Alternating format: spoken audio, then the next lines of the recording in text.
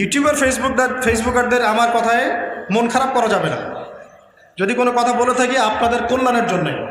Because যদি আপনারা ভুল কিছু প্রচার করেন, ভুল কন্টেন্ট বানান, ভুল সময়ে ভুল কিছু প্রচার করেন, ভুল সময়ে ভুল কিছু প্রচার করেন এবং মানুষকে ওইদিকে ব্যস্ত করে রাখেন, আমাদের মাঠে পাই হিসাব দেওয়া লাগবে। ওটার প্রস্তুতি আপনার থাকা চাই, কি হিসাব দেবে না। তো এই কাজ দাওয়াতের কাজ, এটাও একটা দাওয়াতের কাজ। এই দাওয়াতের কাজ করতে গিয়ে যোগ্যতা অর্জন করতে হবে। আমি নিজে 100 জন না, সম্ভবত 87 কি 90 জন, এতজন ইউটিউবারের ওই পরীক্ষার থেকে ভাইভা নিয়ে 10-15 জনকে ডেকেছিলাম একদিন। দেখি তারা দিন প্রচার করতে চায়, কতটুকু যোগ্যতা আছে। 10-15 জনের মধ্যে মিনিমাম 12 জন কোরআন তেলাওয়াত করতে পারে না। কি বুঝলেন?